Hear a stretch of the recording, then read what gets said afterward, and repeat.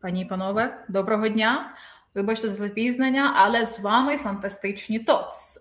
Феєричне, літературне, винне, фантастично-світове. Вибачте за запізнення, але з вами фантастичні топс. Ой, який позор, боже, який позор, яке страшне.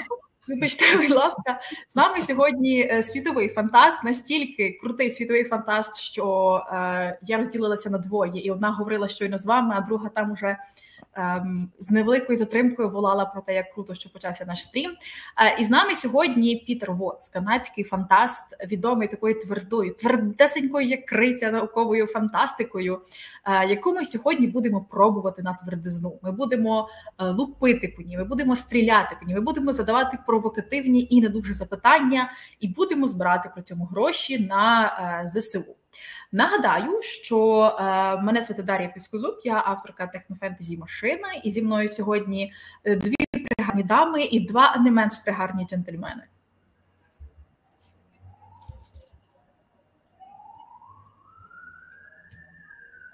Пані Світлано, ви вимкнули свій мікрофончик. Ти на м'юті. Am I supposed to be saying something? Yeah. Hi, everyone. I have absolutely no idea what was just said. I trust it was complimentary, but I will, not blame anybody if it wasn't. Thank you, Світлана. Я в такому захваті, що мене трошки оцей, як завжди, карпатський інтернет уносить в вишину, але тим не менш я надзвичайно щаслива бути сьогодні тут з вами. Мене звати Світлана Траторіна, я авторка Лазаруса і все ще чекаю на вихід «Дому солі», який мав би вийти навесні, але через зрозумілі всім нам причини не вийшов, але ось чекаю. Тепер ще для Пітера я нагадаю про себе. I'm Svetlana Tartorina. Hello, Peter. I'm glad to see you again. It's great to see you again, too. Fantasy and science fiction novel. And my second novel have been published in the spring, but it won't because of war. But I'm still waiting for my second book. And it will be about Crimea. Crimea is still occupied by Russia, but I hope it's not forever. Thank you for this meeting. Oh, it's my pleasure. I've actually been following you on Facebook, so I've seen pictures of you in various book launches and interviews and stuff. You seem to be doing really well. Congratulations. Так, ми з Пітером ще не зустрічалися. Мене звуть Ірина Грабовська, я пишу стімпанк та фентезі, і я авторка стімпанк-біології, лабург та інших фантастичних книжок, які от-от будуть виходити. And so for Peter, hello Peter. We never met, but my name is Irina Grabowska. I'm Ukrainian steampunk and fantasy writer, and I'm happy to be here. And with you and with our audience this evening. Very cool. I also am, as I have said, really happy to be here. I would not miss this. If I were considerably sicker, I would still be here. I would be calling you from my bed, I promise. Thank you very much. Привіт, я Остап Українець. Я пишу історичну і химерну прозу, але тут я тому, що я перекладав ехопраксію пана Пітера, і це наша з ним перша зустріч із часів того достопам'ятного форуму у Львові, на який він приїздив. So, hello, Peter. You probably remember me. I wrote you when this invasion just began. We talked a little bit, and I translated just one of your 3 books already translated into Ukrainian, but still great honor to know you and to be here today. I hope you'll forgive me. Echopraxy was probably the most difficult of my books to ever, even in English. I've had people say both about Blindsight and Echopraxia wonder when they will be translated actually into English. So I do not envy you the task. There is one more thing that I needed to say is that I forgot to announce myself in English. I'm, as my fellow colleagues here, Ukrainian author. I'm writing techno fantasy and post-apocalyptic books. I was actually present during that festival that you were in Lviv, but I was in the shadows, in the audience, just learning and reading. So, and I'm extremely happy to be here with you, especially that this stream is charitable. We're going to be gathering money for the needs of hospitaliers. It's Ukrainian paramedics organization that are helping save lives at the front line currently at this very moment, every day since the start of the war in 2014. Любі друзі, ми збираємо сьогодні кошти на потреби госпітальєрів. Уже в цю мить ви можете побачити у чаті карточку, на яку ми збираємо кошти. І закликаємо вас донатити. Ми після кожного стріму під кінець оголошуємо, скільки коштів зібрали. Одразу після стріму перекидаємо кошти для госпітальєрів. І таким чином вдалося вже зібрати доволі немаленьку суму. І насправді кожен донат важливий. І так, пан Пітер може бачити цей чат, тому закликаю вас звертатися до нього, писати запитання, докидувати якісь важливі моменти. І також нагадую, що у нас є щось дуже-дуже важливе, до чого ми хочемо вас закликати, наскільки мені відомо. Так, підписуйтеся на наш канал, ставте лайки. І взагалі, якщо ви цього не будете робити, то у нас не буде цього офігенного контенту. Тому, будь ласка, всі, хто зараз це бачить і побачить потім, обов'язково тисніть ці всі кнопочки і всякі, які вам мигають і червоними знаками подають сигнали, що ви маєте підписатись на наш канал. Клікайте на всі кнопочки, бо ви ніколи не знаєте, яка кнопочка запустить ядерку в бункер ядерного карлика. So, cheers, let's begin. I thought we'd actually begun. I was feeling kind of left out, but okay. Now we'll focus all our attention on you, don't worry. So we're actually gathering here today because there is a new book by you coming out very soon, and that is The Starfish. And oh, right, yeah, it's actually like being prepared for printing, like in this very day. So we wanted to ask you, how did the idea to write about a station deep underwater came to you? And if someone gave you the choice, would you like to live underwater, even temporary? Well, that's a really telling question. Back when I was a kid, I alternated. From the time I was like 5 years old, I wanted to be a marine biologist. And from the time I was 7 years old, I wanted to write science fiction. And I went back and forth right up through into and including adulthood. And yeah, I always fantasized when I was a kid that I would be the first person to speak to dolphins in their own language. And I would live in an undersea habitat, and it would be awesome.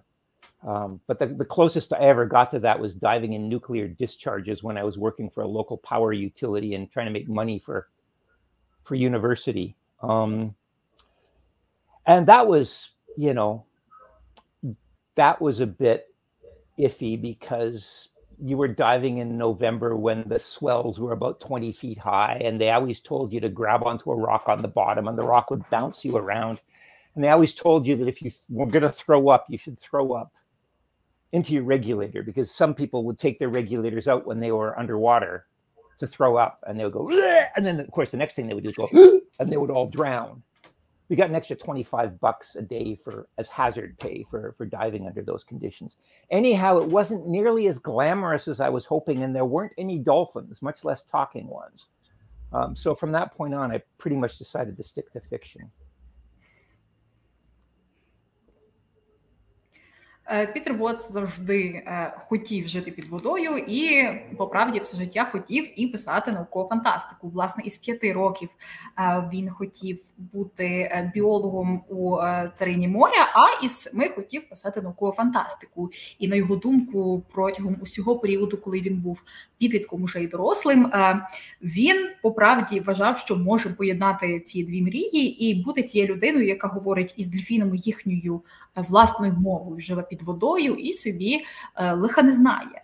Утім, минуло роки і, в принципі, трошечки реалізувалася його змога попірнати, однак трішки не так, як він собі планував. Якось йому довелося для того, аби зібрати кошти на його університет, зануритися в місцеву водойму. Це був листопад, глибина 20 метрів, і йому сказали, що ось ти пірнаєш, ти собі хапайся за оцей камінь унизу, камінь слизький, камінь йорзає.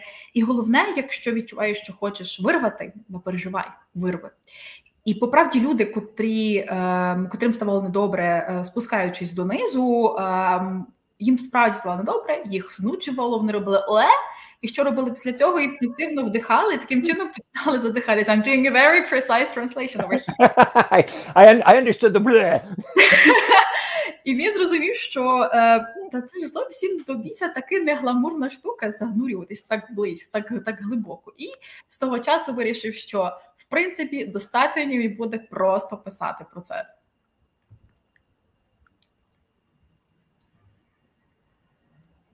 And let's talk about Lenny Clark.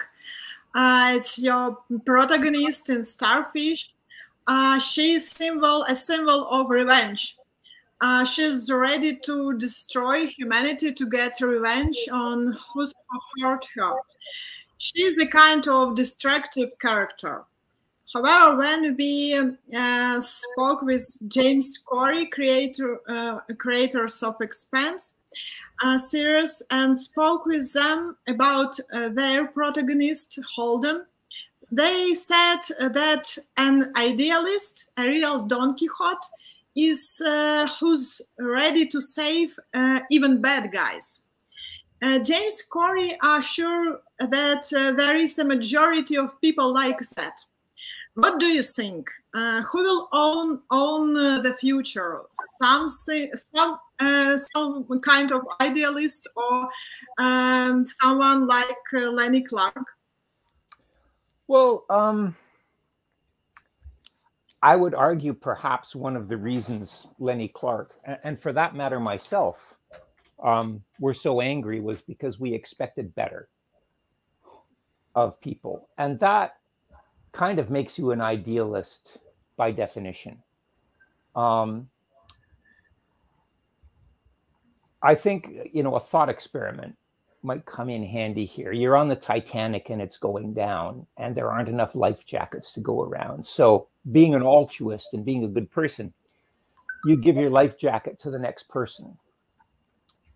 But the next person is also a decent human being who has been raised with good, God-fearing Christian values and realizes that if they want to get into heaven, they should give up that life jacket to the next person in line.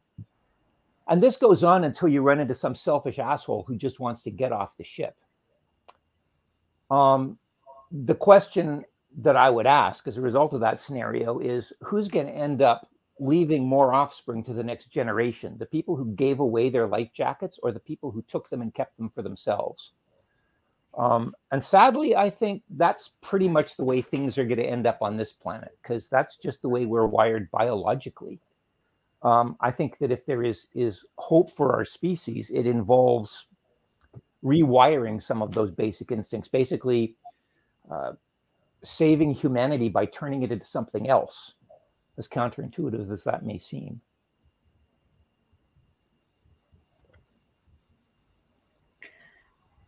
Власне, однією з причин, чому Ленні Кларк є такою персонажкою з величезною люттю, це тому, що ми очікували від людей кращого. Всі ми очікували. І це очікування робить із тебе ідеаліста в теорії. Давайте проведемо мисленнєвий експеримент. Уявіть, що ви на Титаніку, корабель йде до дна, при цьому ви бачите, що є надто мало жилетів. Що ви робите? Ви, як порядна людина, передаєте жилет наступній людині. Однак так уже трапилось, наступна людина теж порядна. Це хороша вихована людина, це християнин, який милосердний, який знає, що померши зараз зуміє врятуватися в житті вічному. І так продовжуватиметься один за одним, і будемо передавати ці жилети далі, аж поки ми не знайдемо більш егоїстичну, менш порядну, більш немудру людину. І що тоді виходить? Виходить, що за таким розвитком подій саме ці люди створять нове покоління, не ті хороші, найкращі, найсильніші, які віддали своє життя, а власне гірші. І в цьому, мабуть, найгірший і найпростіший опис того, що буде з людством, тому що так в біологічному створенні, і спасіння для нас може бути у тому, аби перепрограмувати наші інстинкти порядніших людей віддавати життя. So I guess my question ties up neatly to that your idea of rewiring our species, because I want to shift the topic to the Firefall series. I am waiting for you to finish the Firefall series, to finish Omniscience, if I remember correctly. I'm sorry. Okay, I will finish my question and then I will know why are you so sorry. Because, if you would elaborate a little bit on that cycle, because it considers rewiring humans and making humans into something else. And I wonder if maybe contemporary events, including Russian war in Ukraine, influence somehow the point of view you see our future as a species from.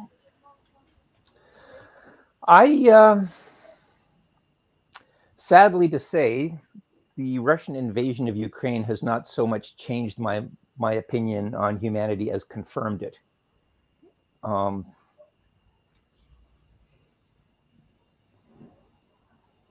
I don't know if another intelligent species would be as short-sighted as us, but we are basically in an airplane that's going into a nosedive. A recent study out of MIT basically talks about global societal collapse starting in 2040. The world's arable land is going to be exhausted in 2050. We're probably going to lose half the world's population by the end of the century just as a result of climate change related disasters and social unrest. And in the midst of this, basically our house is on fire.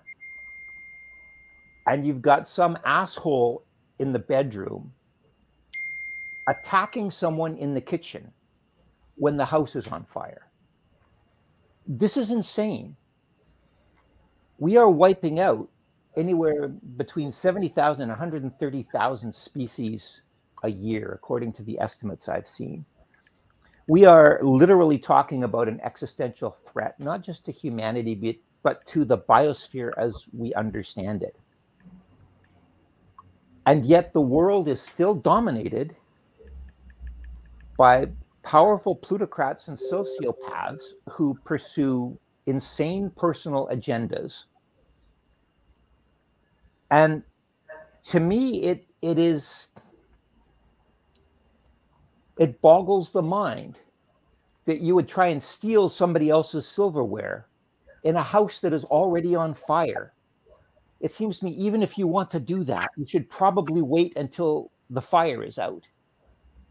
And I think that's a classic example of why I disagree with James Corey and their perspective on heroes. I do believe that good people exist, but I also believe that the thing that makes them good makes them vulnerable to exploitation by sociopaths and short-sighted idiots. And that's why those people tend to rise to the top of power structures around the world.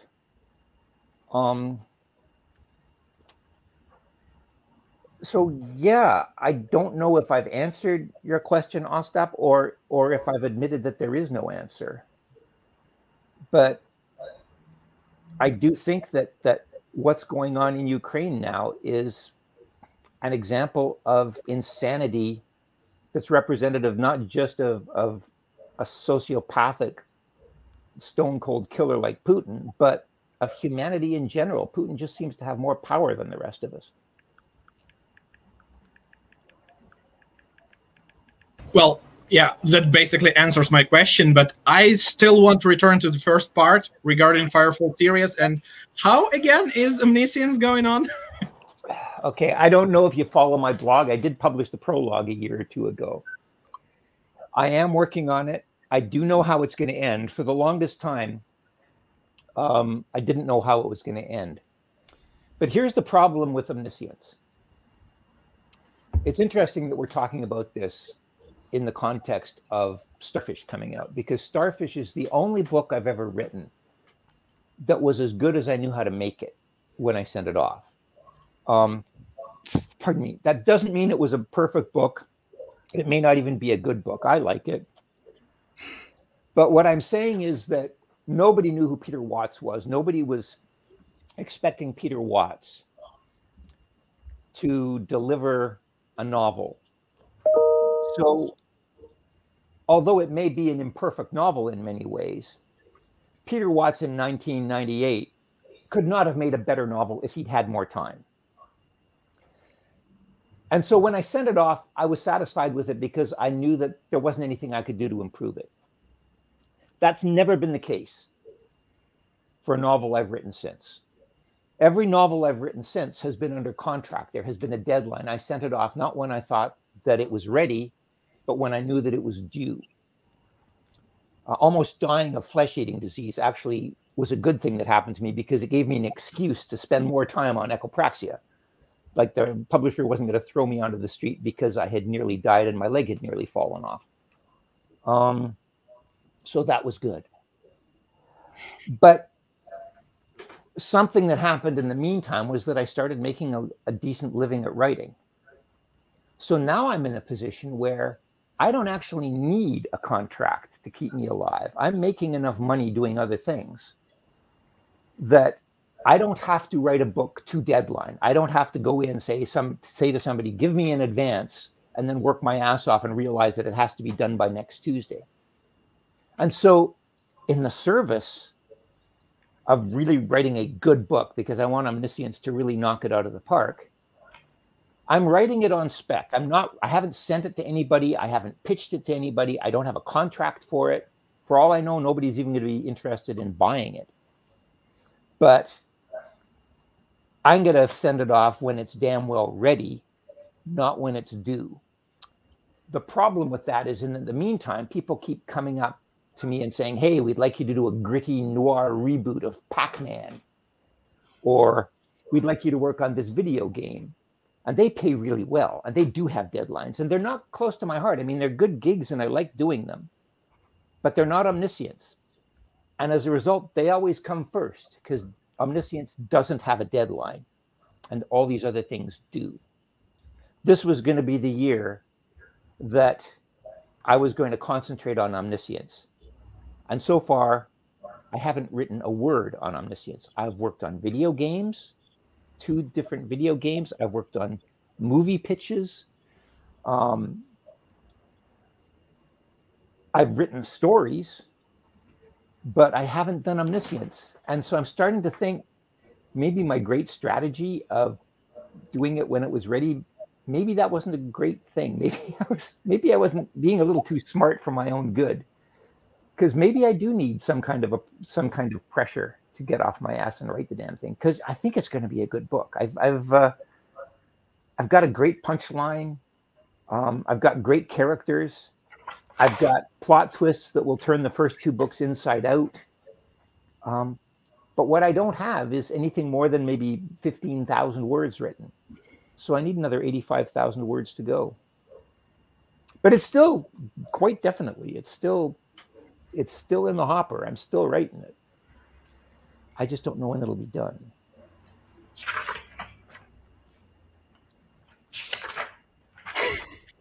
Окей. Отже, на жаль, російське вторгнення в Україну ніяк не змінило точку зору Пітера про те, ким є людство і ким воно є, а, на жаль, лише підтвердило це. В принципі, що це означає? Це означає, що ми самі знищуємо себе. Уявіть собі, що ми немов би були літаком, який падає носом додолу з усіх сторін, а ми ще при цьому займаємося якимись дурницями. Дослідження MIT показало, що уже в 2040 році суспільство почне руйнуватися, і з 2050 року почнеться критична нехватка ресурсів, і до 2100 року близько 50% населення зникне через нестачу ресурсів. І при тому уявіть, ось у вас горить хата, а якась потолоч влазить вам на кухню, і при цьому починає займатися якимись сторонніми речима там. Ми, як людство, знищуємо щорічно до 130 тисяч біологічних видів. Ми просто екзистенційна величезна загроза. І при цьому світом досі керують плутократи із своїми егоїстичними наживницькими інтересами, повністю відірваними від реальності. Зриває голову те, що ось уяви, у тебе палає дім, а якийсь виблюдок в цей момент краде срібло тобі в кухні.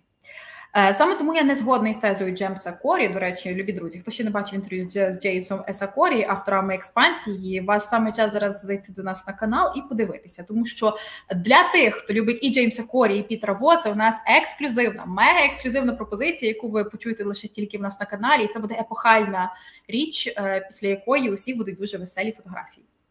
Повертаємося до перекладу. Джеймс Еса Корі вірили те, що світ врятують Дон Кіхоти, такі майже наївні герої, які врятують навіть лиходіїв. Однак Пітер Воттс абсолютно не згодний з цим. Не згодний, тому що так, попри те, що герой зробить все можливе і пожертвує собою, але ним скористаються ідіоти, ним скористаються маніпулятори, хитрюги. І по правді я не певний, чи я відповів на ваше запитання і чи взагалі існує ця відповідь. В Україні те, що відбувається, не є представленням всього-навсього одного божевільного соціопата, тобто Путіна, а цілого людства, яке має отакі психопатичні проблеми. І переходимо до другої частини запитання. Поговоримо ми про серію Firefly і книгу Omniscience. Рік-два тому на своєму блозі rifters.com Пітер Воттс опублікував пролог до цієї книги. І, як вам сказати, який там насправді статус? Пітер Воттс знає, як книга завершиться.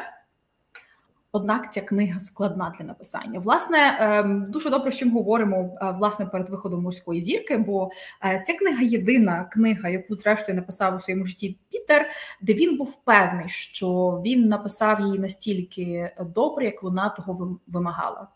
«Морська зірка» – то була, по суті, перша книга Пітера. У 1998 році його ніхто не знав, його абсолютно ніхто не очікував на літературному ринку, однак при тому він розумів, що він створив оповідь, яка є співмірна по якості тому, що він оцінював. Так, твір не ідеальний, був твір мав свої певні слабкості, однак він любить цей текст, і він не міг би повернутися у часі і написав його краще.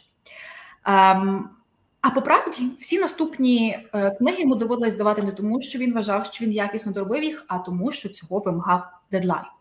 Зрештою, це була боротьба за виживання, коли дедлайн перетворюється у отримані кошти, і з часом Пітер навчився отримувати заробіток таким чином, аби віддавати тексту стільки, скільки не потрібно. Ось навіть із ехопракцією була смішна історія. Це тут ремарки від мене. Смішна історія на думку Пітера. На мою думку, це страшна історія. Він сильно захворів, у нього ледь не відпала нога, і завдяки тому йому вдалося писати ехопракцію набагато довше. Ось, і як сказав Пітер, і я цитую, це було добре. І залишаю вам трактування того, чи добре це було, чи ні. Зрештою, як завершуємо цю відповідь тим, що Пітер вважає, що не повинен писати в дедлайн для того, аби була хороша якість. Останнім часом він створював відеоігри, він писав запити для кіно, він писав короткі оповіді, і він не писав Omniscience, тому що не було ще відчуття того, що ось він цей час. Нема поки контракту на цю книгу, ніхто ніде її не чекає, інші штуки мають дедлайн, вони йдуть попереду. От, зрештою, Пітер не впевнений, чи ця стратегія відкладати все, поки він це зрозуміє, була хорошою, але разом з тим книжка класна, в ній хороші панчлайни, драматичні повороти, тому, любі друзі, чекайте на нову книгу і буде вам щастя.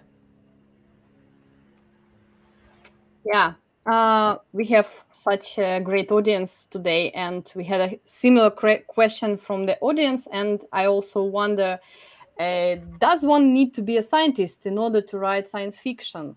Or does being a scientist interfere with writing because as a scientist you may criticize your own concepts and ideas? Wow, that actually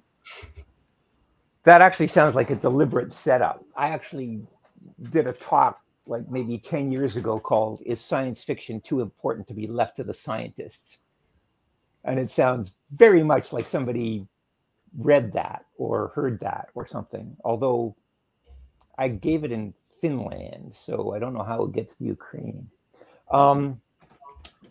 First part of the question, no, I do not think that you have to be a scientist to write good science fiction.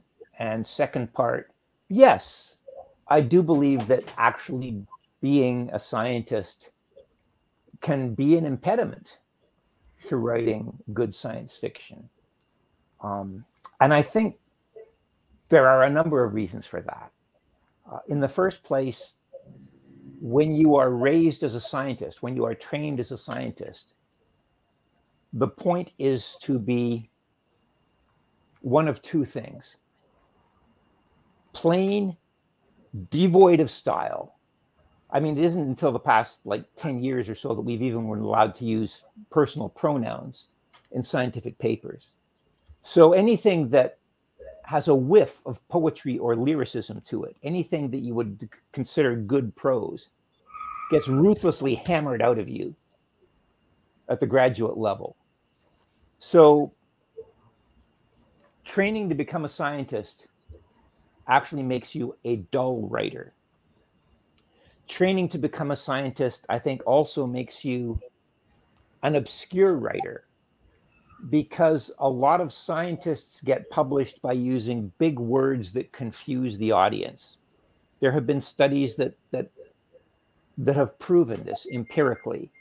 You can take papers that say exactly the same thing, and if they are well written and if they are clear, a reader is likely to say, well, yeah, duh, that makes perfect sense. Nothing new here. If you write something that most people can't understand more than a phrase or two at a time, the reaction is more likely to be, holy shit, this is way beyond my ability to understand. This must be really good. They call it the Dr. Fox hypothesis. And what it means is that the worse you're writing, the more prestigious the journal in which your work will finally appear. Because being obfuscatory, being vague, being, piling on adjectives that aren't necessary, these things are actually effective at impressing people in your own field of expertise. We're not talking about fooling people on the street. We're talking about fooling academic reviewers who are presumably expert in what you're talking about. And so as a result of that, I think that scientists become bad stylists. Now, not all of them do. There are some science fiction writers out there that are really good. Gregory Benford, I think, is a clear, classic, wonderful stylist. On the other hand, someone like Robert Forward could not write his way out of a fortune cookie if you put a gun to his head. And finally, there's too much expertise in science. I think it was Michael Swanwick who said that there's a reason Isaac Asimov didn't write a lot of science fiction about biochemistry. It was because he knew too much about biochemistry. And every time you want to speculate, every time you want to come up with a really cool idea, you've got 20 years of education and dogma saying, nah, that would never work because of this or that or the other thing. In my own experience, like, a lot of people liked Starfish. The reviews for Starfish tended to be pretty positive, and they generally tended to carry phrases like, oh boy, you can really tell this guy's a marine biologist. He really knows his marine biology. But I'm not aware of a single case where somebody read Starfish and went on to be inspired to become a marine biologist. I do know of people who read Maelstrom or who read Blindsight, and it changed their lives. They went into neurosciences. They went into AI and genetic algorithms. I don't have any background training in that stuff at all, but people have written graduate theses about the digital ecosystems described in the Rifters trilogy.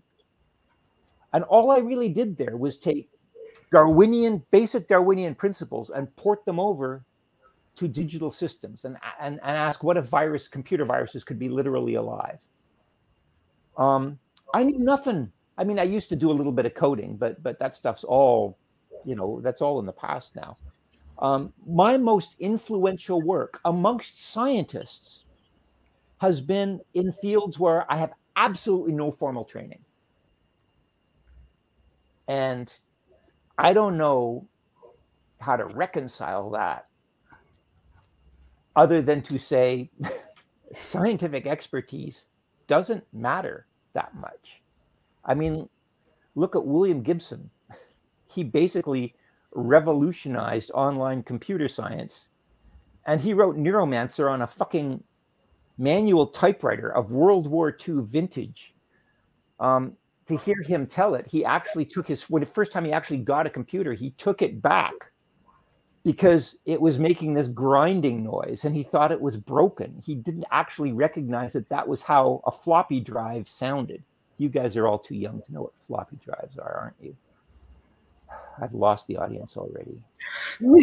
But one thing you do know is the name William Gibson. You do know that the man is considered a prophet. You do know that people, brought up on hacking charges will wave a copy of Neuromancer in the judge's face and say, you have no right to judge me until you've read Neuromancer. And you also know that William Gibson knew jack shit about computer systems. So I probably should have just led with that example and left it there. It would have made things a lot easier for the translator. Sorry about that. No, that's completely okay. By the way, both Michael Swanwick and William Gibson, are being released into Ukrainian, like at the same time as the Starfish, and all by the same publisher. So Swanwick's the daughter of the Iron Svetlana. What is the Iron Dragon's daughter? Yeah, it's just appeared out of the printing press, I think, like a couple of days ago, and William Gibson's To Burn Chrome or something like this. I'm not sure. Burning Chrome. Burning Chrome. Yeah, at the same time. So you're telling me that Burning Chrome, a collection by William Gibson, which set the science fiction world on fire in 1985, appeared in Ukraine after my books did. Yeah. You guys need to get your priorities in order. Yeah. It's the deal of your publisher. It's Alexei Zhupansky decision. We have your picture with Mr. Zhupansky with a big beer. So I guess after that you can safely contact him and ask him what was he thinking. I mean, I'm flattered, but honestly, up against those guys, I am spit in the wind. Отже, це питання звучить немов би пастка, тому що 10 років тому Пітер Воттс написав блог про те, чи є наукова фантастика надто важливою, щоб дозволяти її писати лише науковцям.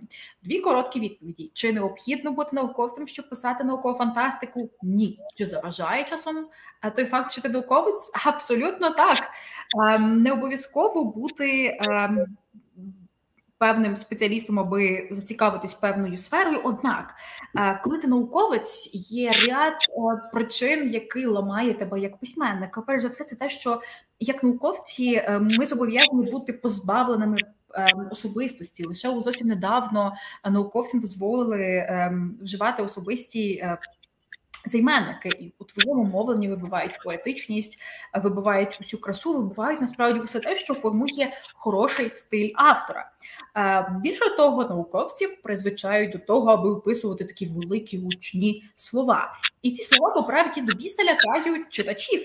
Якщо говорити гучно, тебе ніхто не зрозуміє.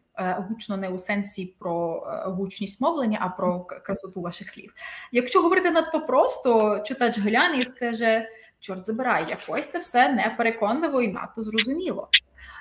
Більше того, є так звана гіпотеза доктора Пірса, що складніші слова в твоїй статті науковій, то у кращий журнал ти можеш попасти.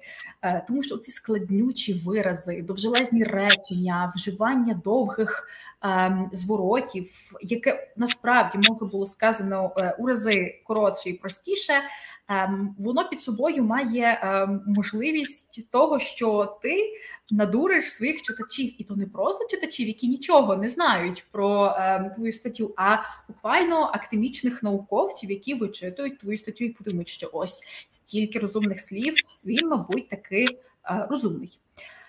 Інша проблема – це та, що може бути надто багато знань. Майкл Свонвік одного разу сказав, що Айзек Азімов не написав нічого про біохімію, тому що надто сильно стискало його те, що він не має певних глибинних знань у цій галузі. І, власне, саме це, що він не мав глибинних знань, не могло дозволити йому розслабитися і перейнятися загалом цікавою темою. Оцінки «Морської зірки» насправді були доволі позитивні. Я отримував відгуки, що сподобались персонажі, що класна оповідь. При цьому ніхто не казав, що після «Морської зірки» вони захотіли присвятити своє життя морській біології і захистити дисертацію на тему складних там якихось екосистем на дні моря і т.д. і т.д. Разом з тим, після сліпобачення я отримував відгуки про те, що були люди, які захотіли пов'язати своє життя із генетикою, із штучним інтелектом та іншими галузями. По правді, якщо підсумувати усе, що я сказав, найкращий досвід у мене зазвичай був у галузях, де я ніколи не вчився, тому що це нам говорить, що курчаляга, зовсім не треба мати академічну освіту для того, щоб любити щось, щоб пройнятися чимось. І взагалі Вільям Гібсон революціонував комп'ютерні науки, працюючи на старючому комп'ютері, абсолютно не розуміючи, що дивацький звук, який видає в комп'ютері, це звук флопі-диска. Ось. І, власне, в цей момент наш автор дізнався, що і Майкл Свонвік, і його донька залізного дракона, забула вже, як точно називається українською книга, і збірка «Спалити хром» виходять саме зараз. Він сказав, що українцям, чорт забирай, пора пріоритизувати нормально наші перекладацькі зусилля і нарешті фундаментальні тексти вдасться перекласти із української фантастики. Люди просять скорочено давати, розумієш? Люди тут всі англійську розуміють, і вони кажуть, давайте нам синопсис зразу. Але підтверджують, що Дар'я the best translator ever. We have a couple of questions from the audience. Dear ladies, and Ostap, have you had the chance to find out some of the best questions? Because we have a lot of them here.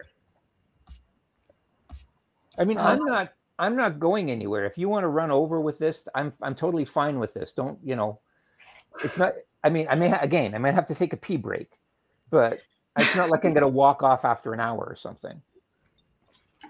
I'm a whore for attention. Thanks for your time, Peter. We really appreciate it. Okay, so let's start with the question. So there is one that I have actually ready for you from one of your fans. I'm not sure if we will be able to translate it because it's an extensive one, so I'll just read it out loud.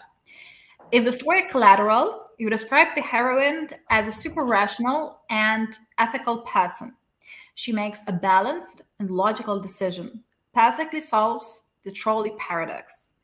But in the finale, she decides to kill Sabri Amal, It is as if he pulls the lever and transfers the train from the path on which lie several thousand lives to the path where deaths are measured in millions.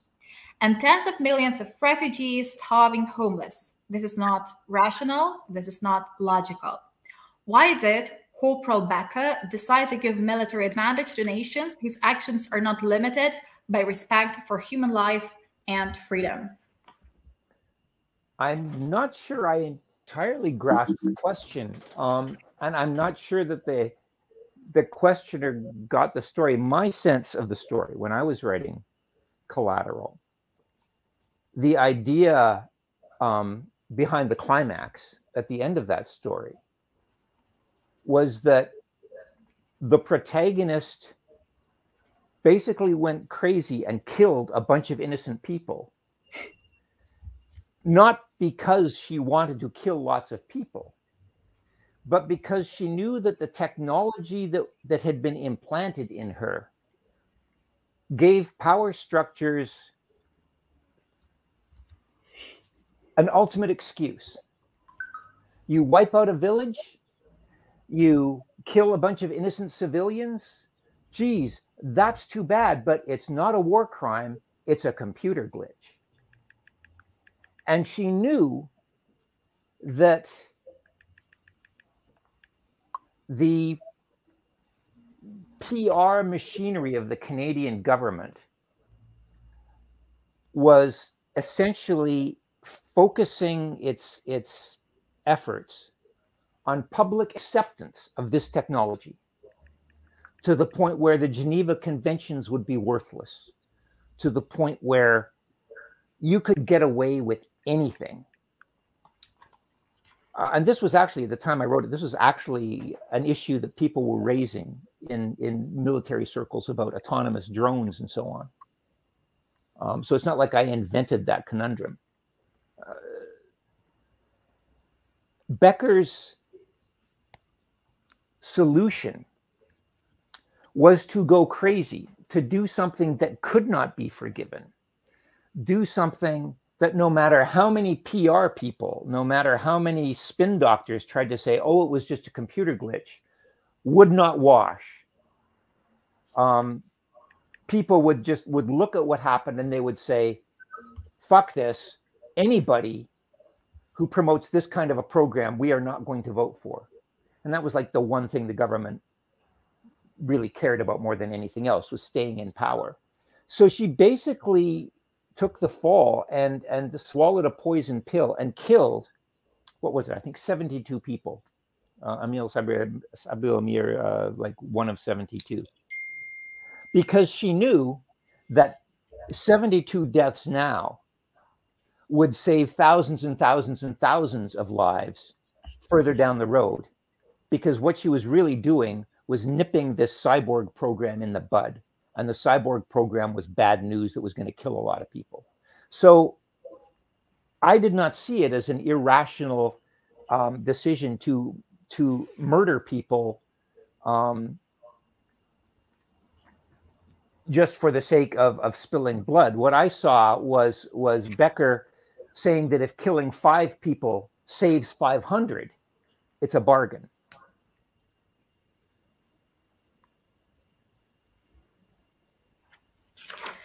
I mean, basically, she was making a decision and knowing that it would be blamed on the cyborg program.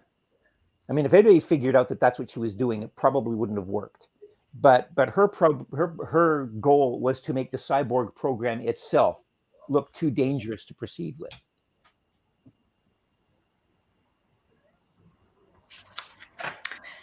Моє розуміння, запитання було про одну невеличку оповідку, яку написав Пітер Воттс, про те, що видається, що персонажка дуже логічна і емпатійна, а потім робить нелогічне рішення і вбиває купу людей.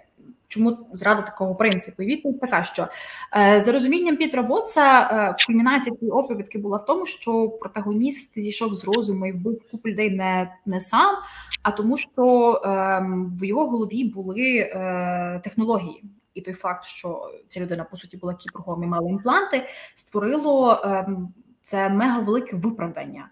Цю гіпотезу, коли ти вбив настільки велику кількість людей через цю технологію, що це вже не біль, це похибка. Це не глобальне зло, а всього-навсього баг комп'ютерної програми. Великою проблемою, зокрема, в етичним обговоренням навколо військових кіл було те, що коли у тебе є дрони і дуже далекоглядні зброя дуже далекої відстані, коли зростають сильно жертви, ти вже не співпереживаєш їм, це вже не є воєнні злочини в межах Женевської конвенції, це щось, що окей, нехай так буде. Ось, і ця персонажка в цій оповідці, вона розуміла, що вона особисто готова, якщо треба вбити людей, аби врятувати 500, але також і знала, що рішення, яке вона прийме, звинуватять не її як людину, а звинуватять технологію у ній. The next question is going to be short, and I see a perfect one in the chat. It's even better than the one I had prepared for myself. What is your favorite beer?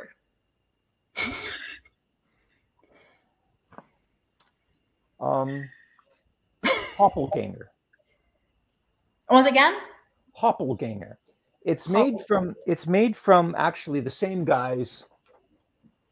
It's a microbrewery, a local microbrewery, done by the same guys that do this. This is called Cloud. And if you look closely, you'll see that the cloud itself has a raccoon. There's a raccoon in the clouds.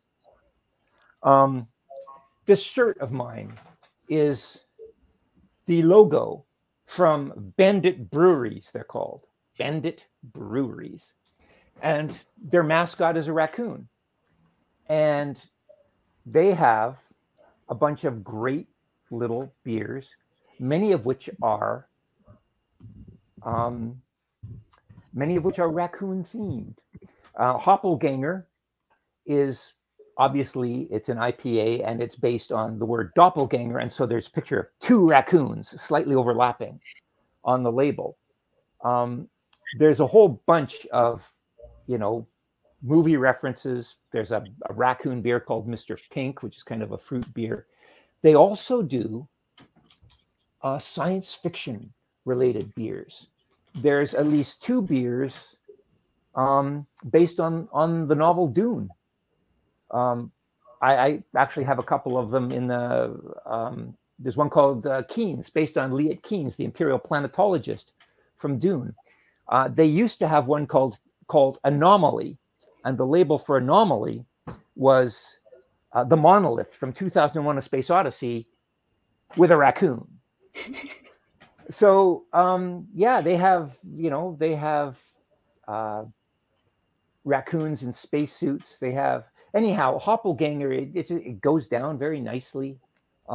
It's smooth, but it's local. It's a microbrewery that we get to support these guys. We buy their merch, and we have anywhere between 6 and 11 raccoons that shake us down for kibble every night on the porch anyway. So we figured we might as well go all the way and resort to abject surrender. So now even our beer is raccoon themed. Cats aren't too happy about it, but we treat them well too, so they can't really complain. Любі друзі, не зайво нагадати. Please go ahead. We can sold out it, like, коротше, як рекламу ми можемо запустити цього пива.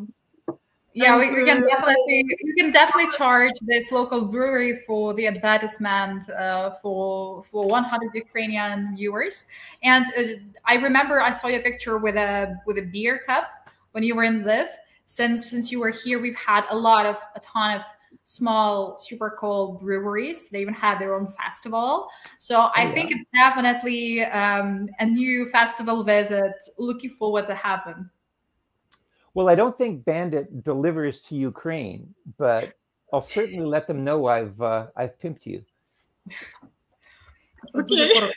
Дуже коротко прикладу, що це місцева місцева невеличка пивоварня, вони називаються Bandit Brewery, і їхньою емблемою є єнот. У них неймовірна кількість милих єнотиків. Є єнотики навіть в космічних костюмах, є єнотики, які є, допельгангери, двійники один одного єнотики. Є навіть наукова, є навіть пиво із єнотиками із наукової фантастики. В них є пиво Дюна, є пиво Ліет Кайнс, є пиво із Одіссеї Кларка. І взагалі єноти – це просто символ, особливо якщо врахувати, що кожну ніч у Канаді бідолашного Пітера і його дружину мучать на ганках, мучать страшно єноти.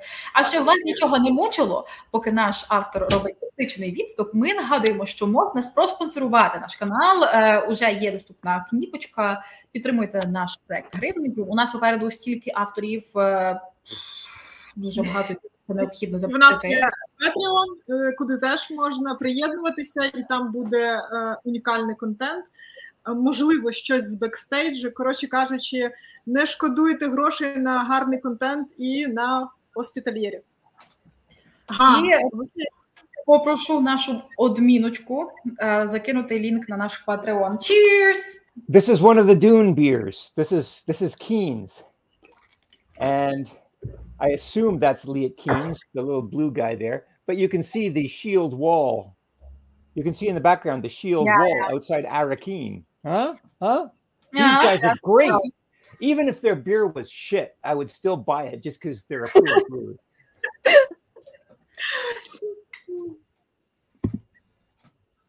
So I saw in our chat a bunch of questions regarding the AI, and it neatly conforms with the question I had about AI to you. So you write quite a lot about different kinds of intelligence, different types of intelligence, and artificial intelligence in that list. So do you believe that we have some existential threat of artificial intelligence deciding to wipe out humanity?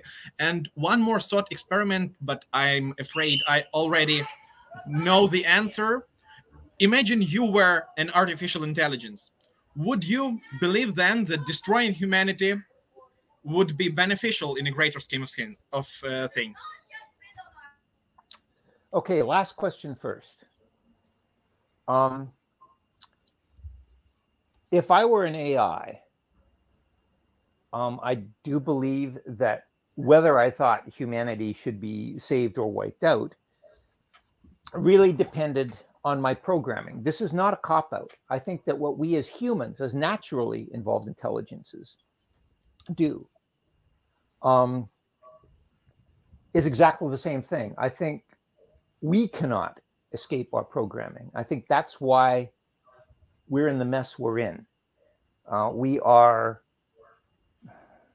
basically programmed to think that our babies, nothing's more important than family. Our babies are the most important thing in the world. And these are sort of moral gut feelings, right? Family values. Whenever anybody wants to short circuit rational discussion on any subject, all they have to do is shout, "Won't someone think of the children?" That's a program. That's kin selection. And that leads us to an awful lot of very selfish behavior. There is a certain type of brain injury, which when inflicted in a part of the brain called the ventral medial prefrontal cortex, which is just, well, I can't really point to it because it's deep inside, but anyhow, what that does is it increases people's utilitarian decision making to the point where if they had a choice between saving their own child or saving 2 or 3 children belonging to someone else, they would unhesitatingly leave their own child to burn because it would be the more ethical decision to save the greatest number of people. Now, again, this is described as an injury. The people who are most objective about the state of the world are those that we diagnose as the clinically depressed. There have been a number of studies that show that people who we consider to be depressed have a better grasp of their own ability to influence decisions. They are more objective at assessing blame and credit to tasks that they have been assigned. And I think that there's not much more you can do in terms of scathing indictments of humanity than realize the fact that we take the people that are objectively the most empirical and the most realistic about the universe, and we label them as victims of a pathology. So, you know, and I can go on about hyperbolic discounting as another, you know, the reason that the environment is in such bad shape is that to us, something that happens 2 years from now is less real than something that happens 2 weeks from now. These are all things that were wired into us from evolution, by evolution. They're wired into it at a very basic level, and they are the equivalent, Ostap, of the AI's programming. We don't seem able to transcend our programming. So I don't think that I don't see any reason to believe that an AI would be able to do that any more than we could. We're all basically just deterministic machines. We're all cause and effect. No neuron fires by itself. Neurons only fire in response to incoming stimuli. And now that I have like totally overwhelmed Daria with that verbal sewage, I will admit that I have forgotten the first part of your question about AI. So maybe you could repeat that. Дар'я, translate. Ми чекаємо на Остапа нагадати питання. Остап, will you remind the question? Нагадати українською? You can go in English because it's Peter who forgot the question, not me. Reminding the question, it went like this. So, does artificial intelligence pose, to your opinion, some existential threat to our existence? And the second part you already answered was, would you regard destroying humanity being an AI as beneficial? And that one you, I think, answered. I've changed my thinking on the whole, does AI pose an existential threat? Pardon me. I think a greater existential threat is not so much AI, but the people in charge of AI.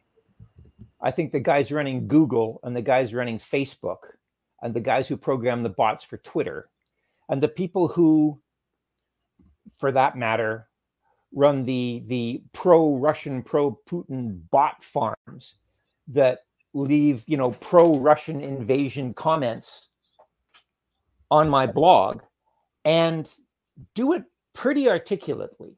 I think those pose more of an existential threat, not because Skynet wakes up and decides it wants to protect its existence, but because machine learning is very, very good at manipulating human behavior when other humans make money off of that. So I think that potentially AI is an existential threat, not so much because of its own autonomous motives, but because of the way it would be used by corrupt humans. That said, there is a recent field of neuroscience based around the concept of free energy minimization that, if I'm following it right, suggests that you can't have consciousness without a survival drive.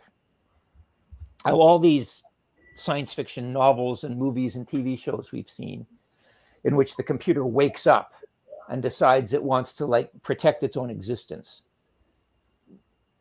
never really convinced me, because why should being self-aware entail wanting to survive? Survival drives are things that are honed into you over millions of years of evolution. The only way a computer or a piece of software is going to have a survival drive, whether it's awake or not, is if it evolves a brainstem and brainstem responses, or if somebody programs a brainstem into it. And my thought was always, what kind of idiot programmer would build a brainstem into a computer that, you know, controls the world's nuclear arsenals? But free energy minimization basically argues that consciousness itself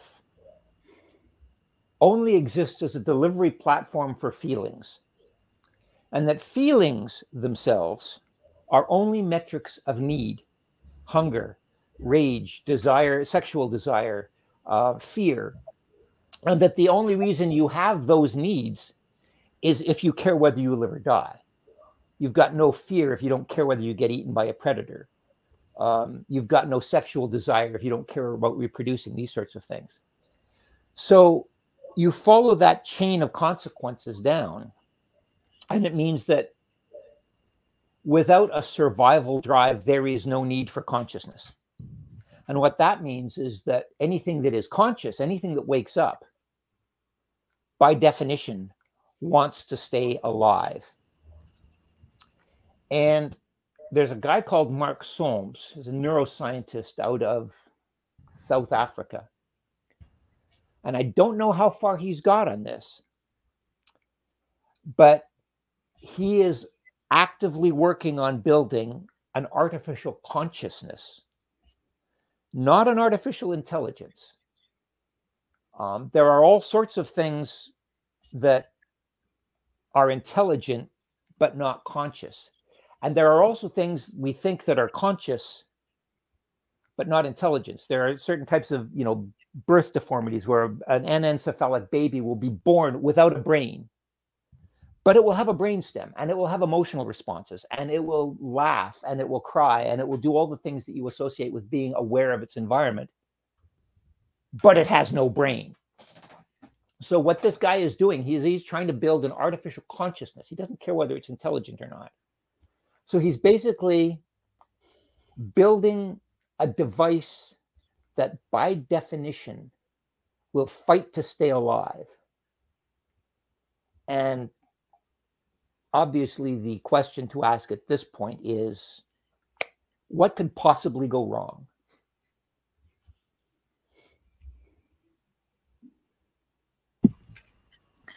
Okay, so what is the translation to that?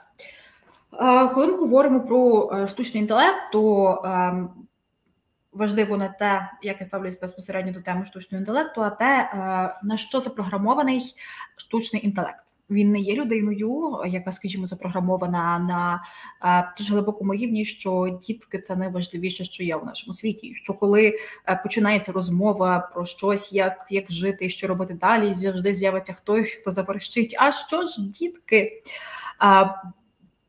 Є частина мозку, дуже страшна для того, аби вимовити, і ще страшніше, аби перекласти, яка, власне, дозволяє збільшити аналітичні вміння. І якби ось взяти цю людину, яка волала про діток, і дати цій людині вибір, вбити одне своє дитя, і тим самим врятувати 5 не своїх дітей, чи вбити 5 не своїх, аби врятувати один своє, то ця людина, зрозуміло, пожертвує однією дитиною, аби врятувати 5. І наше суспільство це вважає помилкою. Доведено, що люди, які мають депресію, мають набагато певною мірою у певних випадках краще аналітичні вміння, можливість зробити вибір, який абсолютно позбавлених емоцій. А разом з тим ми вважаємо цих людей жертвами. Більше того, ми, як люди, не можемо перепрограмуватися, чого не скажеш про штучний інтелект. І якщо згадувати, власне, знову корінь запитання про страх до штучного інтелекту, то я боюся не його, а людей, які з нього відповідають. Скажімо, за творця Фейсбука, за творця Амазону, за творців ботів в Твіттері, за творців ботів, які пишуть мені в моєму блозі, мається на увазі Пітеровому, русняві коментарі, які насправді повністю зв'язні речення, при тому такий жах, що ну його. Це екзистенційна небезпека не в тому сенсі, що machine learning дойде до думки, що нас всіх з вами треба прикантичити, а в тому, що він зрозуміє, як маніпулювати нами тоді, коли починає пахнути грошима. Зараз є така теорія, як мінімізація вільної енергії. І вона полягає в тому, що не можна відділити свідомість від інстинктів виживання.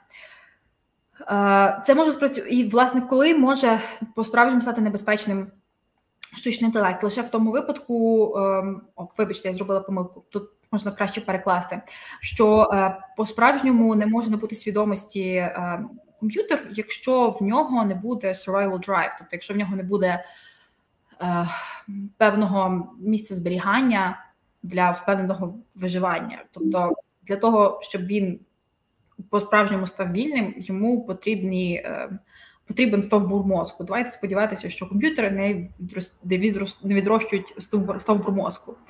Взагалі відчуття – це є, і емоції – це є метрики потреби. І людина відчуває їх тому, що не хоче вмерти, не тому, що хоче певною мірою відчувати щось погане, коли ось в цей момент от може здохнути і це зовсім не колише. Насправді є чувак, який працює над поняттям не штучного інтелекту, а штучної свідомості. Це зовсім різні поняття, і друге мене, власне, захоплює більше, бо що таке штучний інтелект? Це означає, що, скажімо, народилася істота з сильною енцефалією. Ця істота може плакати, може випорожнюватись, може споживати їжу тощо, і при цьому не мати ніякого мозку. Тому, по правді, що повинно розвиватися, це не штучний інтелект, а штучна свідомість. I'm so sorry, but I have to leave you all prematurely now. So I just wanted to say goodbye, and then you will have some more questions from other people in this talk. I thank you very much for the meeting. It was great to see you in person and to ask you some things I thought myself for a long time. So good to see you and goodbye. It was good seeing you again, Ostap. Maybe someday in the future we can get back together. I hope, and maybe in Lviv once again. I loved Lviv. I would love to come back. Hope so. Bye. Bye. І я зараз задам ще одне питання, яке я зараз перекладу для аудиторії. Що сформувала Пітера як саме автора сайфаю, тобто наукової фантастики, і що на нього, які автори, книжки на нього найбільше повпливали? A question to Peter, what were the major influences in your writing style and the way you write books in general? What other books and authors shaped Pítera Vottsa as a sci-fi author?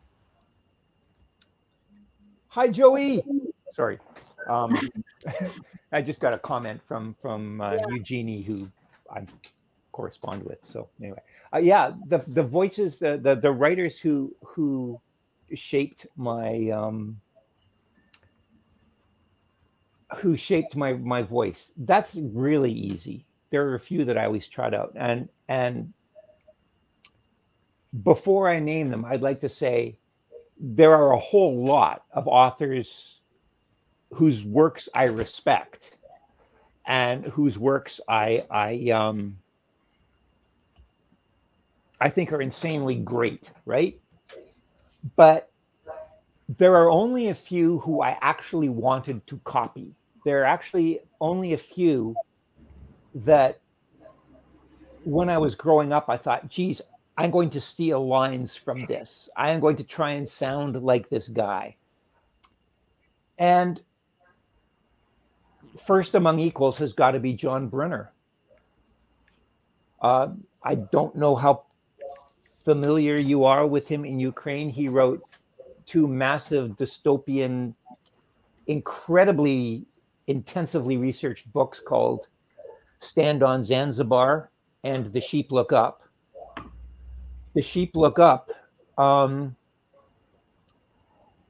basically was about pollution and American politics and colonialism. And I read it in 1972, I think. It is one of 2 books that literally changed my life, that literally made me decide this is the career I'm going to follow. And that career was not writing.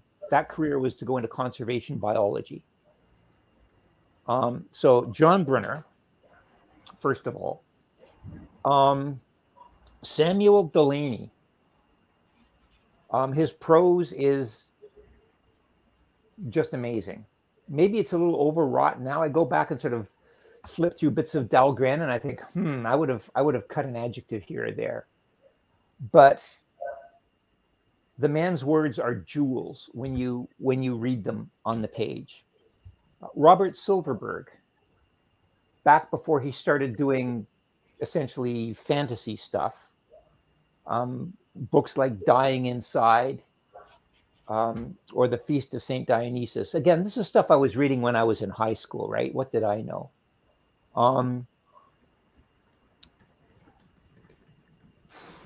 Anyone else? Maybe Alfred Bester, who probably nobody has ever heard of. He didn't write very much, but he wrote a book called The Star's My Destination, which is credited with being the very first cyberpunk novel, except he wrote it in the 1950s. And his prose wasn't especially good. And in fact, in some cases, he would, in one case at least, he cut and paste a whole chunk of text from one part of the book into the other. I'm kind of amazed that got past an editor. But he had more ideas per page than maybe anybody I've encountered since Gibson. And then, of course, there's Gibson. But the problem with Gibson is when you read Gibson, you think, wow, I'd like to be able to write like that. Such a shame that he already did it. I mean, I don't bother trying to copy Gibson because it would be pointless. There are to me a few different types of science fiction writers. There are those who basically just write to market, couldn't write their way out of a fortune cookie. You hate their prose, and even more than hating their prose, you hate the fact that they keep ending up on the bestsellers list and everybody knows them and nobody reads your stuff. And then there's other people who are really good, and you read their stuff and you say, I know how to do that. I can figure that out. And then there's this third tier where you read the idea behind a story, or somebody tells you their idea for a story, and you think, that's batshit insane. There's no way that's going to fly. And somehow they make it fly. And even reading them when they make it fly, you still have no idea how to do it yourself. Those people are like way out in the earth. I would never try to emulate them. But in terms of sheer prose style, in terms of the sheer voice that I've tried to copy, Brunner, Delaney, Silverberg, probably Bradbury. Bradbury's a little soft and mushy in terms of, he's a little sentimental, but he's got a real way with words. He had a real way with words. He's dead now. His output has declined precipitously.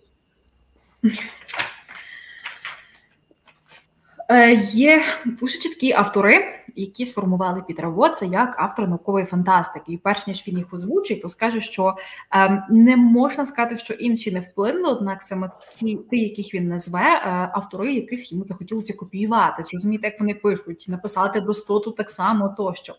Перший з них – це Джон Бреннер і його, скажімо, роман «Stand on Zanzibar». Української його немає, тож адекватної назви української вам дати не зможу.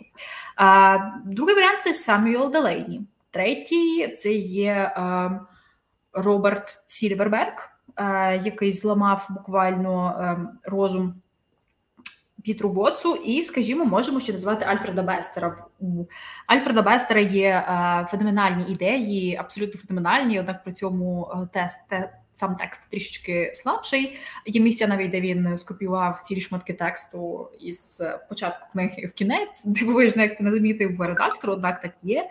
Ну і Гібсон, куди ж без Гібсона. Із Гібсоном ти читаєш і ти розумієш, вау, я хочу, як він. Але при тому, як погано, що він же це зробив, в мене не вийде зробити так круто, як він. Якщо підсумувати і поділити всіх авторів наукової фантастики на групи, то назвемо 3.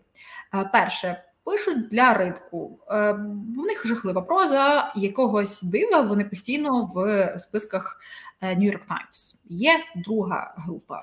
Нормально пишуть, стабільні такі ідеї. Ось це дивишся і думаєш, ага, я можу, власне, нормально зрозуміти, як якось так написати. Мені це під силу. І третє, ти дивишся і думаєш, чорт забирай, як ця ідея взагалі підійметься з землі. Це ж просто неймовірно. А потім хоп, і вона злітає, і це чудово, і ти просто в захваті. Підсумовуючи, автори, яких рекомендує Пітер Воттс і яких сам вчиться, з яких вчиться писати, це Бреннер, Делейні і Сільверстар, і також, називаємо, що Бредбері. Він, надзвичайно, такі м'ягенькості мав у своїх текстах, що би це не означало. Але разом з тим мав дуже хороший стиль. От чолов'яга вмів писати. Як жаль, що він уже мертвий. I think that was the last question, dear ladies. From our audience, and from me, I have a hard question about the current situation. Some people say that the Russian war in Ukraine, along with other armed conflicts, are the next step in civilization developments. How do you think the war in Ukraine will finish for Ukrainians and the rest of the world? Fuck. Yeah. Well, thanks for that, Svetlana. We're ready for an honor answer. Okay. Well, I wish the rest of the world would get on board. I understand why they're not, because what you essentially have, I won't call him insane. I think he's actually pretty shrewd. But what you've basically got is a bunch of nation states that are interested in their own welfare. Nobody really wants Putin to run the world. But Putin seems willing to engage, to escalate up to nuclear war. So, yeah, it would really suck if the Kherson province didn't get retaken. I really hope it does. Apparently the news is pretty good out of Kherson province. I hope that you guys take back that little chunk north of the river. But if we get involved, if we actually start shooting down Russian planes, there could be global thermonuclear war. So, you know, Ukraine losing the war would be bad. But is it worse than a radioactive hellscape that would like cover the world with nuclear winter for 100 years? And the problem with that is that there's probably nothing worse than that scenario.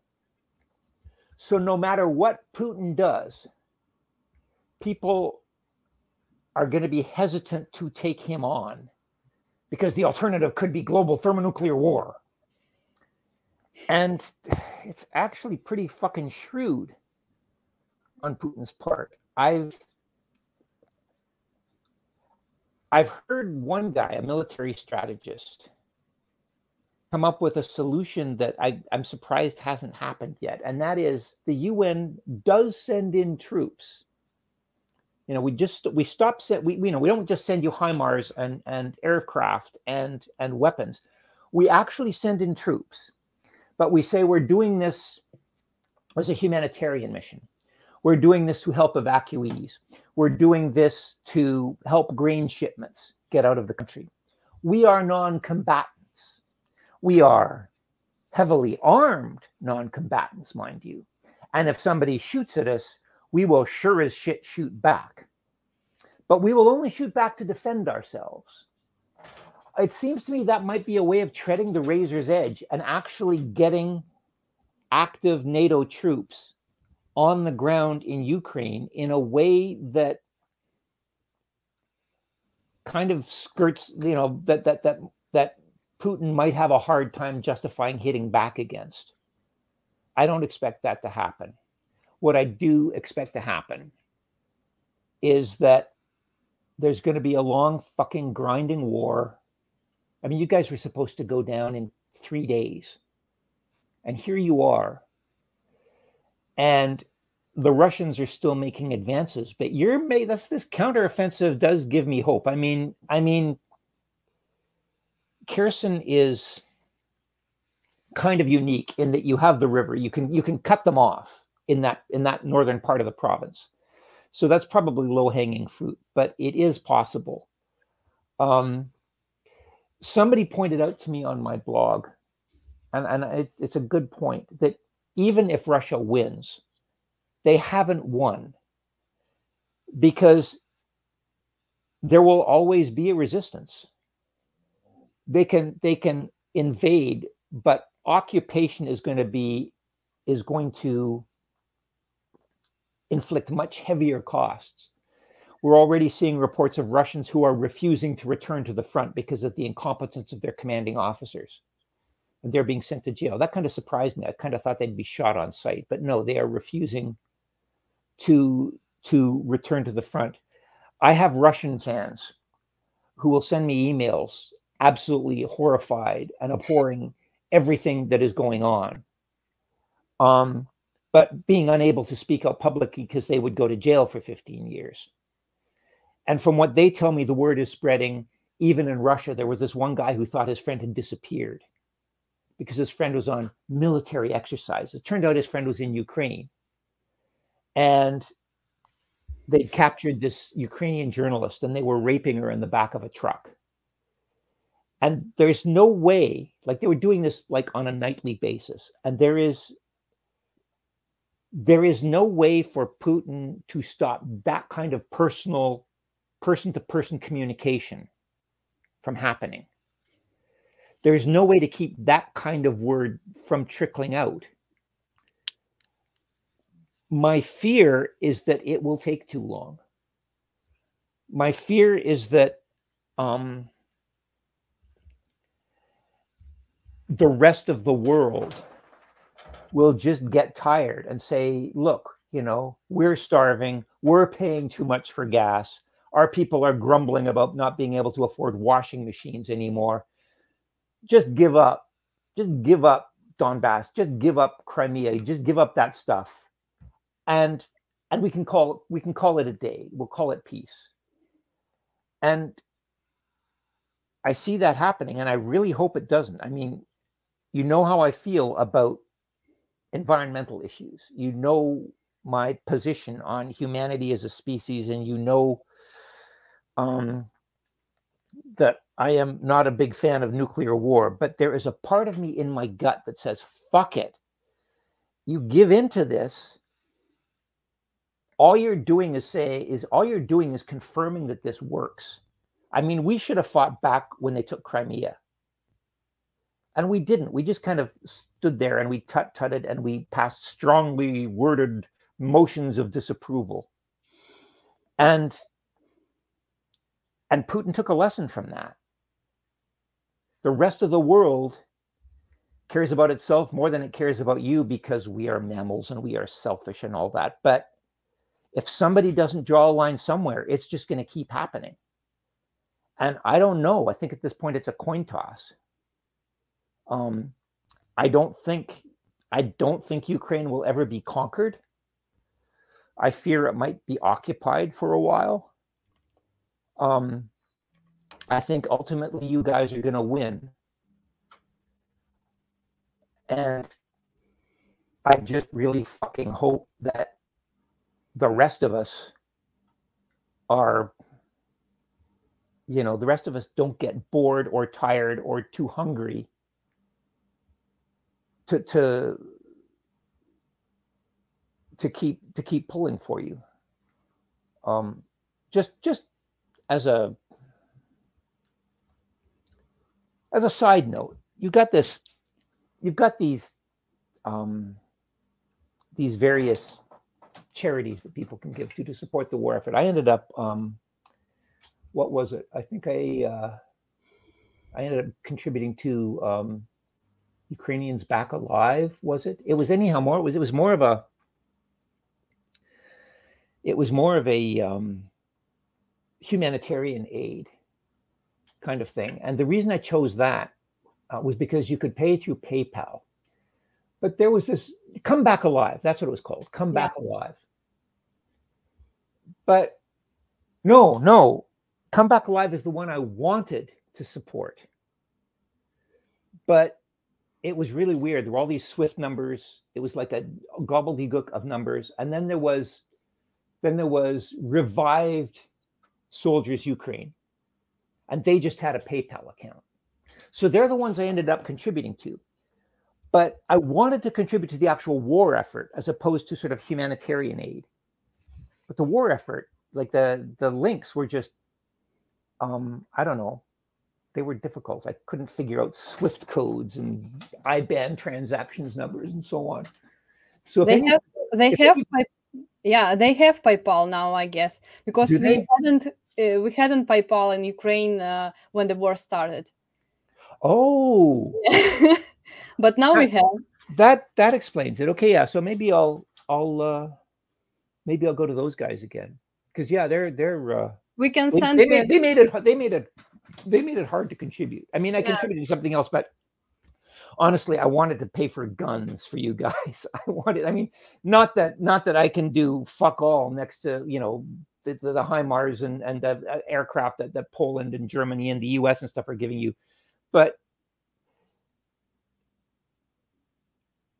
you want to give guns. You don't want to give Band-Aids. You want to give fucking guns. Even if I'm not paying very much, you know, like what does $1,000 get you? Probably, I don't know, like half of a semi-automatic. I don't know, but it's something, and it contributes to the fight as opposed to the recovery. And on a gut level, and I know I'm being irrational, but on a gut level, I just want you guys to fucking wipe them from your borders. And please be aware, there are a lot of people in Russia who are horrified by this and are just terrified to speak out. And I'm in contact with some of them, and they're smart enough to know that it's not just Putin's war. They're smart enough to know that a large chunk of the Russian population is actually on side with this. But as far as I know, I only know of 2 of my fans in Russia who blame me for being brainwashed by UN propaganda and say that Putin is simply defending the right of the US of Russia to exist.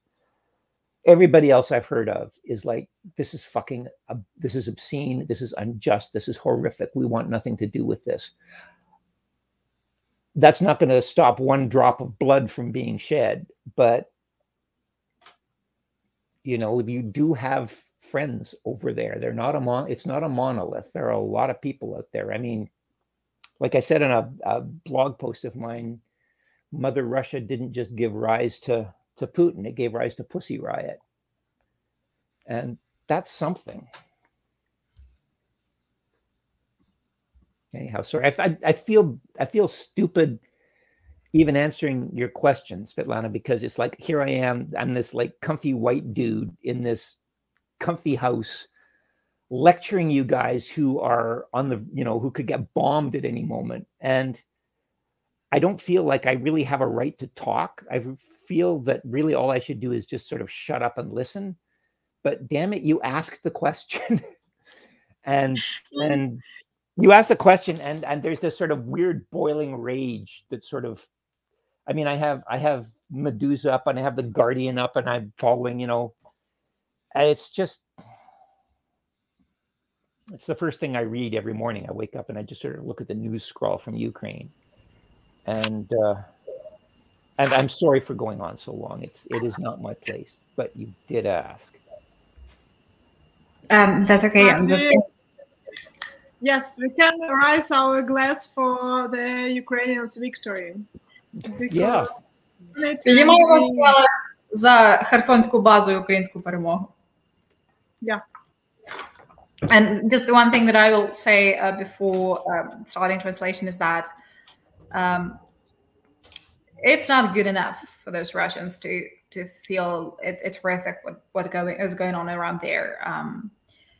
For the next 20 years, 50 years, all the Russians are going to be bad for us. The only good Russians are the dead Russians. So while I really understand that that you see people in those stands and they speak like people, etc. But yeah, I think the only part of your speech that I did not fully agree with that is it's enough to be just a decent human person to understand that the war is bad, and if you're still allowing it to happen, if it's 15 years of war, you're still pretty bad citizen. But that's just another topic of discussion. Отже, Пітер Воттс почав свою відповідь на це питання із феєричного слова, із 4 літер, перший з яких буква F, яке ми ілюстративно перекладемо як «матері його ковінька».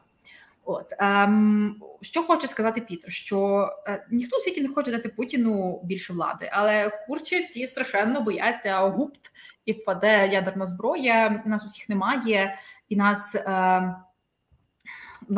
просто не буде лише радіоактивний пил. Я сподіваюся, що Херсон вернуть, і дякуємо Пітеру Воттсу за цю базу. І сподіваюся, що Херсон вернуть, гарні шанси є цього, але, в принципі, тут важливо зрозуміти, як мислить світ, що якщо Україна програє, так, це жахливо, це перемога зовсім неправильної, нелюдяної війни, однак якщо втрутиться світ, що буде тоді? Тоді буде кінець людства, і це найгірший варіант подій для усіх. От, також, що важливо зрозуміти? Важливо зрозуміти те, що є певні розмови поміж людей, як впустити людей, як впустити натівські війська в Україну. І один із військових експертів сказав, що можна відправити загони як миротворчі, мовляв, ми лише допомагаємо переселенцям, ми доставляємо їжу, доставляємо воду, однак якщо будете по нас стріляти, то ми, чорт забирай, будемо стріляти у відповідь. Так, можна завести НАТО в Україну, однак разом з тим не працює, це не вірить, що так трапиться Пітер Воттс. Вважаю, що війна буде до біса довга. Очікували, що Україна вмре за 3 дні, і не тільки не вмерла, ми так гарно навалюємо на південному контрнаступі, і є гарний план, що вернуть Херсон. Навіть якщо, при тому важливо зрозуміти, що якщо Русня переможе у війні, вона не зможе утримувати Україну. Завжди буде спротив, завжди будуть люди, які будуть опиратися. Була фраза про русських, які опираються і бояться, бо їх в тюрму, я не буду це перекладати. Була фраза про русака, чий друг зловив українську журналістку і гвалтував її на території України. От, і це зло не Путіна, це зло людей, абсолютно всіх людей. І це треба викорінювати. Але разом з тим, це буде дуже довго, світ може втомитися. Дуже боїмося, що світ втомиться, я хотів би, щоб не втомився, бо скажуть які-небудь люди, ой, у нас піднялися ціни на пральні машини, ой, у нас замало бензину, будь ласка, здайте Крим, здайте Донбас, нам треба нормальний бензин. От, разом з тим, навіть про те, що Пітер Воттс дуже сильно турбується за навколишнє середовище, часом йому хочеться просто взяти і просто вдарити по цих наших кончених східних сусідах ядеркою, стати до сраки і слухати більше чий Крим. Бо насправді, коли Крим захопили, треба було боротися, треба було відвоювати його, і просто були в той момент розмови, були потискання рук, і не було справжньої відсічі світу. Пітер Воттс теж донатив на українську перемогу і хотів би дозадонатити у «Повернись живим». І він би хотів насправді дати нам зброю. Хотів би, щоб, звичайно, він не є там Америка, Британія, Польща, яка може дуже багато задонатити грошей, але разом з тим він може хоча б своєю $1000 допомогти. І тут я дуже важливу скажу деталь. Він сказав, вам потрібна зброя, а не пластирі. І в цей момент я передаю привіт Червоному Хресту, ви безполезні. От. І, в принципі, хочу завершив цю фразу Пітер Воттс, сказавши тим, що страшенно хочу, щоб просто нафіг виштовхали із України. Я перейнялася просто експресією Пітера, і в мене вже почалася нецензурна лексика. Wow, thank you. That was actually a pleasure to translate. It was a very emotional speech. I'm sorry, I do feel. No, that was great. And there is even more fantastic news that we have for you, not a news, but an urge.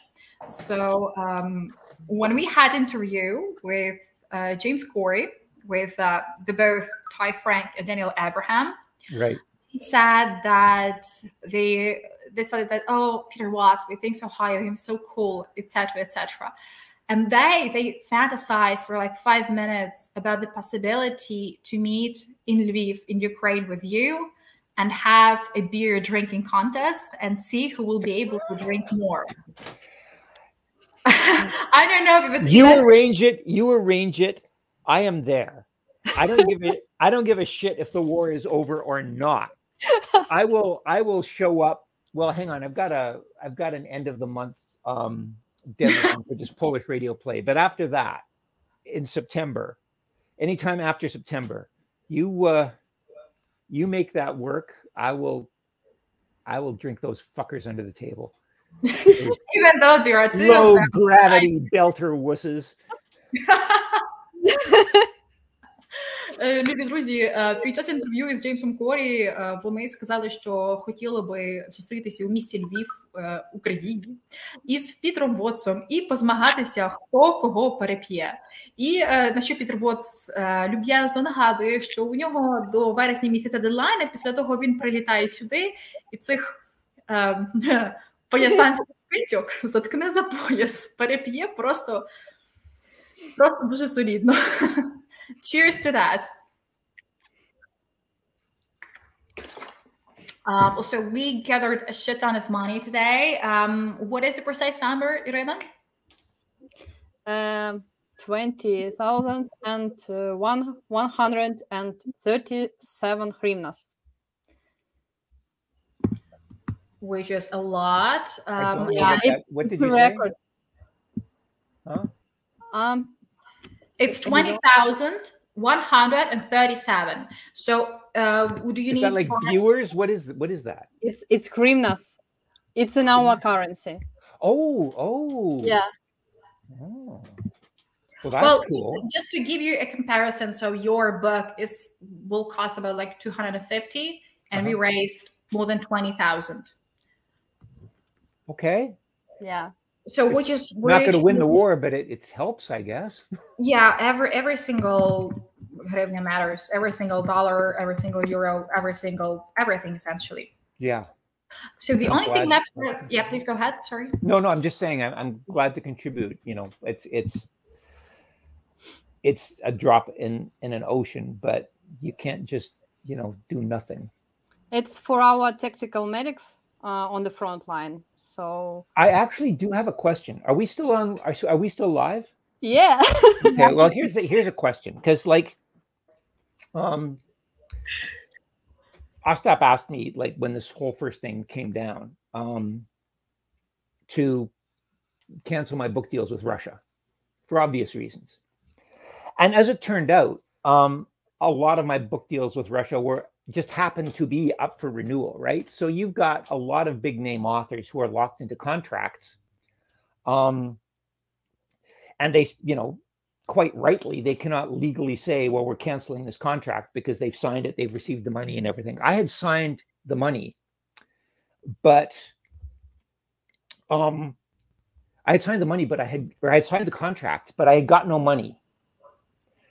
And when all this shit hit the fan, I went to AST, or not AST, I went to my Russian agents, and I said, can we pull out of this? This is they haven't paid me. So technically it hasn't gone through. They still haven't paid me. So as far as I know, the deal is off, and you can't get any legal copies of most of my books in Russia now. So far, so good. But I do know that they have made a couple of stabs at trying to pay me. And I'm going to look pretty stupid having, said, oh yes, I've, through a sheer good timing, I've managed to, take $10,000 out of the Russian economy or whatever. But basically they refuse to cancel, but they haven't paid. So here's my question. if they ever do actually pay me, and so the deals go through, there's nothing I can do to stop that. But what I can do is I can take all the money they pay me and give it back to you guys, so that they would be essentially funding the war against them.